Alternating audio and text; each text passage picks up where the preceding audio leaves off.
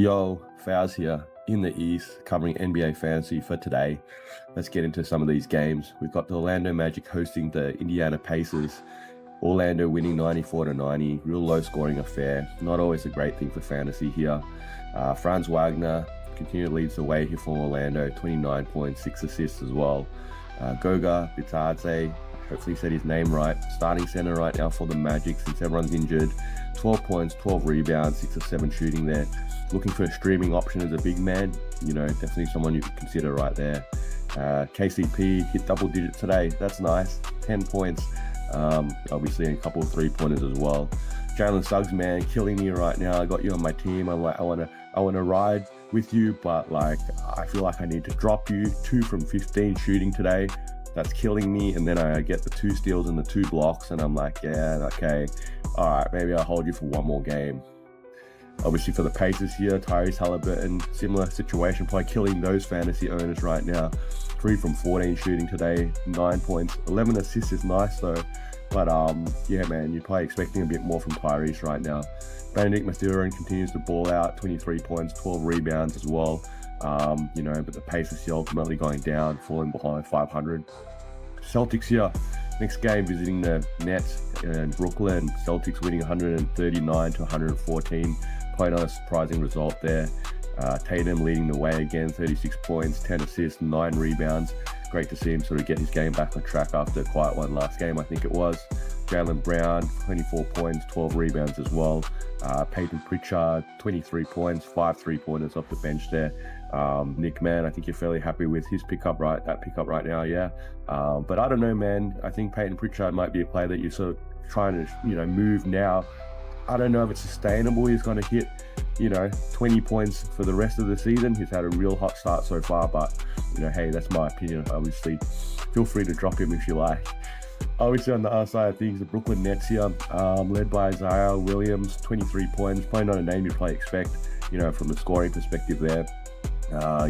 Bit of a quiet game from Schroeder here, 16 points. Cam Thomas, 17 points only as well.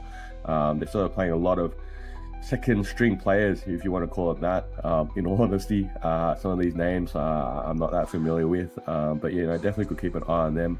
They're obviously a rebuilding sort of phase right now, and they're trying to look at all these names while trying to stay competitive in a sort of a visual way, at least, no doubt.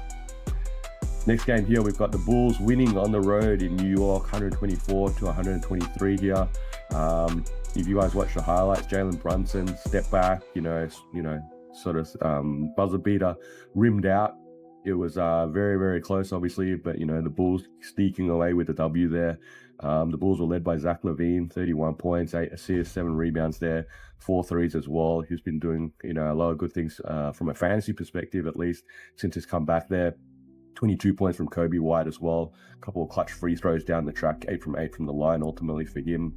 On the other side of things here, 46 points from Karl-Anthony Towns, 6 3-pointers, 10 rebounds. It's been a bit of a scoring day today. Obviously, a couple of players cracked 50 as well today. Karl-Anthony Towns filling up the scoreboard right now. Jalen Brunson, like I said before, missed that game-winning 2. 24 points, 8 assists for him. Carl Bridges hit the 20 points as well today, but the Knicks falling short. Jumping across to the Cavs, visiting the Sixers here. Cavs winning 114-106 here. Cavs go to 13-0. Hot start continues right now. How far can they go? I think they got a bit of friendly schedule, I think, over the next few games as well. Getting to 15-0 might not be too crazy. Obviously, Darius Garland, 25 points, balling out right now for them. Donovan Mitchell, 23 points, 13 rebounds, 9 assists too. I think he's in the conversation for MVP right now. I think that's a little bit premature, but hey, look, I think it'd be crazy if Donovan Mitchell won an MVP right now with the talent in the league.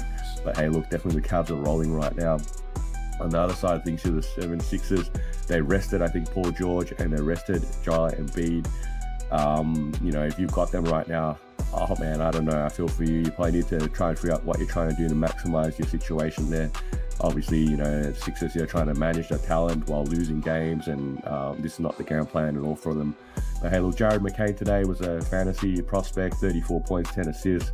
Kelly Oubre showed up as well, 20 points, a couple of threes as well, 18 points, 7 rebounds for Caleb Martin. These guys will produce if they get the minutes, obviously, but Sixers right now, they're sort of struggling. Last game here in the East here is the Bucks visiting. The Bucks hosting the Pistons here. Bucks winning 127 to 120 in overtime.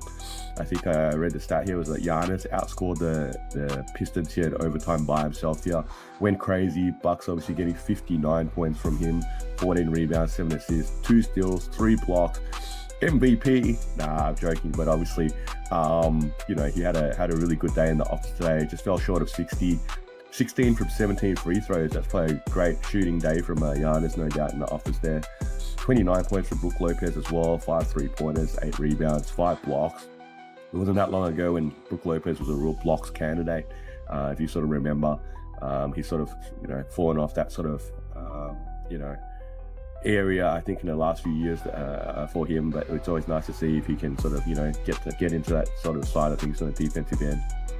Gary Trent Jr. here, 11 points as well, a couple of 3-pointers. He's been really slow to start. He's definitely a candidate from a fantasy perspective.